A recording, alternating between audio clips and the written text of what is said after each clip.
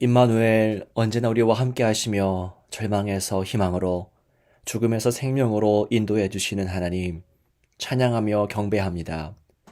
주님으로 인하여 어둑어둑한 이 사망의 음침한 골짜기에서도 두려움 없이 나아갑니다. 오늘도 말씀하시며 그 말씀으로 인도하시는 주님, 우리의 눈과 귀를 열어 그 말씀을 온전히 품게 하시고 그 말씀에 잇대어 이 하루도 살아가게 하옵소서. 주 예수 그리스도의 이름으로 간절히 기도하옵나이다. 아멘. 오늘 저에게 주시는 살아계신 하나님의 말씀은 요한복음 제9장 24절에서 41절입니다. 이에 그들이 맹인이었던 사람을 두 번째 불러 이르되 너는 하나님께 영광을 돌리라. 우리는 이 사람이 죄인인 줄 아노라. 대답하되 그가 죄인인지 내가 알지 못하나 한 가지 아는 것은 내가 맹인으로 있다가 지금 보는 그것이니이다. 그들이 이르되 그 사람이 내게 무엇을 하였느냐? 어떻게 내 눈을 뜨게 하였느냐? 대답하되 내가 이미 일렀어도 듣지 아니하고 어찌하여 다시 듣고자 하나이까? 당신들도 그의 제자가 되려 하나이까? 그들이 욕하여 이르되 너는 그의 제자이나 우리는 모세의 제자라. 하나님이 모세에게는 말씀하신 줄을 우리가 알거니와 그 사람은 어디서 왔는지 알지 못하노라. 그 사람이 대답하여 이르되 이상하다. 이 사람이 내 눈을 뜨게 하였으되 당신들은 그가 어디서 왔는지 알지 못하는도다. 하나님이 죄인의 말을 듣지 아니하시고 경건하여 그의 뜻대로 행하는 자의 말은 들으시는 줄을 우리가 아나이다.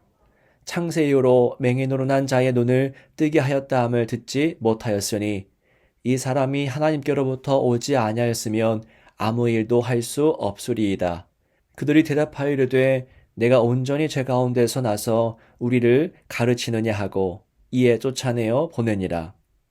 예수께서 그들이 그 사람을 쫓아낸다 하는 말을 들으셨더니 그를 만나사 이르시되 내가 인자를 믿느냐?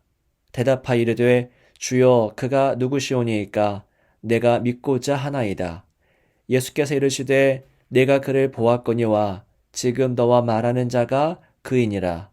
이르되 주여 내가 믿나이다 하고 절하는지라. 예수께서 이르시되 내가 심판하러 이 세상에 왔으니 보지 못하는 자들은 보게 하고 보는 자들은 맹인이 되게 하려 함이라 하시니 바리새인 중에 예수와 함께 있던 자들이 이 말씀을 듣고 이르되 우리도 맹인인가? 예수께서 이르시되 너희가 맹인이 되었더라면 죄가 없으려니와 본다고 하니 너희 죄가 그대로 있느니라. 아멘. 설 연휴 마지막입니다. 마지막 연휴까지 하나님의 은혜가 가득하기를 축복합니다. 한 사람이 질문을 하는 데에는 여러 이유가 있습니다. 궁금해서 질문하기도 하고 확실하지 않은 것을 분명하게 정립하기 위해서 질문하기도 합니다. 그러나 이미 분명한 것을 인정하고 싶지 않아서 질문하는 경우도 있습니다.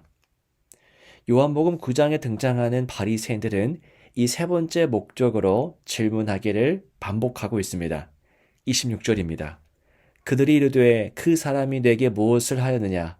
어떻게 내 눈을 뜨게 하였느냐? 맹인을 치유한 사건을 놓고서 이렇게 재차 질문하는 것입니다. 여기서 그 사람이란 예수를 가리키죠. 예수가 그 사람에게 무엇을 행하다니요? 어떻게 눈을 뜨게 하다니요? 이건 앞서 치유된 사람이 상세히 설명하고 또 설명했던 부분입니다. 바리새인들은 그 치유 과정을 이미 들어서 알고 있습니다. 그런데도 또다시 묻는 이유는 무엇입니까? 들은 바를 인정하고 싶지 않아서 질문이라고 하는 피켓을 들고 항변하는 것입니다. 질문할 때가 있고 수용해야 할 때가 있습니다. 질문은 수용으로 이어져야 합니다. 수용 없는 질문은 맹목적인 거부일 뿐입니다. 질문에만 머무는 것은 선택과 결단을 미루는 것입니다. 결정하기를 회피하는 것이지요. 바리새인들은 질문이라고 하는 보호막 뒤에 숨어서 새로운 세계로 도약하기를 포기하고 있습니다. 치유 사건에 대해서 마치 갑의 위치에서 신문하듯 질문하고 있지만 어째서인지 자꾸만 그들의 입지가 빈약해지고 그들의 논리가 궁색해지는 것이 느껴지지 않습니까? 반대로 치유받은 자는 갈수록 자세가 분명해지고 그 모습이 견고해집니다. 25절 말씀을 보십시오. 대답하되 그가 죄인인지 내가 알지 못하나 한 가지 아는 것은 내가 맹인으로 있다가 지금 보는 그것이니이다. 세상의 회유에도 그는 흔들리지 않습니다. 이 말은 마치 베드로가 성전 미문에서 만난 병자를 치유했을 때 했던 말을 떠올리게 합니다. 사도행전 3장 6절입니다. 베드로가 이르되 은과 금은 내게 없거니와 내게 있는 이것을 내게 주노니 나사렛 예수 그리스도의 이름으로 일어나 걸으라 하고. 그렇지요. 그때 베드로의 모습과 같이 이 치유받은 맹인은 담대하게 행동합니다. 진리를 만나면, 예수를 알게 되면 이런 삶의 모습을 갖추게 되는 것입니다. 여기뿐만이 아니라 오늘 본문 전체 속에서 그는 너무나 분명한 자세를 취합니다.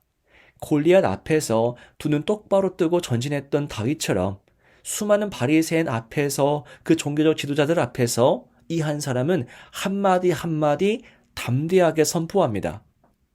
질문을 거듭했던 바리새인들은 결국 이 사람을 쫓아냅니다.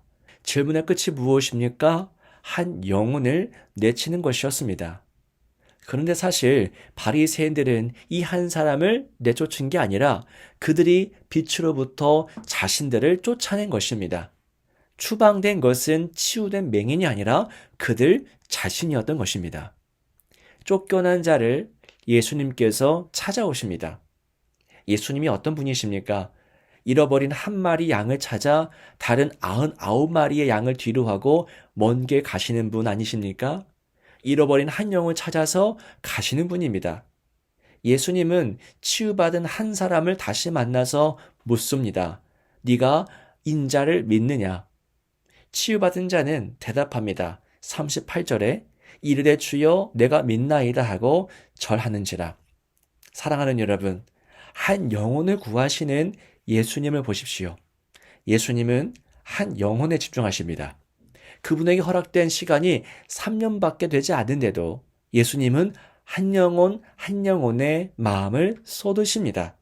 한 영혼이 천하보다 귀하다는 것을 이 삶으로 보여주십니다. 시간상 효율성을 추구한다고 한 번에 많은 자들을 상대하려고 하지 않습니다. 정말 한 영혼을 천하와도 바꾸실 기세이십니다. 그런데 이게 바로 하나님 나라가 세워지는 방식입니다. 예수님께서 이 사실을 공생의 전체를 통해 말씀하십니다. 효율성, 가성비라는 것은 하나님 나라에서 찾아볼 수 없는 가치입니다. 하나님께서 한 영혼에게 집중하시기 때문에 오늘 저와 여러분에게도 희망이 있는 것 아닐까요? 우리 자신들이 아무것도 아닌데도 하나님은 한 영혼을 귀히 여기시기 때문에 오늘 우리에게도 찾아오십니다. 오늘도 쓰린 마음으로 애통하는 한 사람을 주님이 바라보고 계십니다.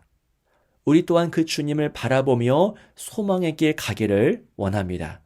기도하겠습니다. 살아계신 하나님, 오늘도 우리에게 말씀을 주시고 이 말씀을 통해 하나님이 누구시며 어떤 성품을 가진 분인지 알게 하시니 감사드립니다. 한 영혼의 모든 것을 거시는 주님, 온 마음 다해 그 사랑과 긍휼을 찬양합니다. 사망의 음침한 골짜기를 걸을 때에 우리를 향해 다가오시는 하나님을 보게 하옵소서. 설 연휴 중입니다. 이동하는 모든 발걸음 안전케 하시고 주님으로 인해 새 힘을 얻는 명절 되게 하옵소서. 우리를 만나시려 하늘에서 내려오신 주 예수 그리스도의 이름으로 간절히 기도하옵나이다. 아멘.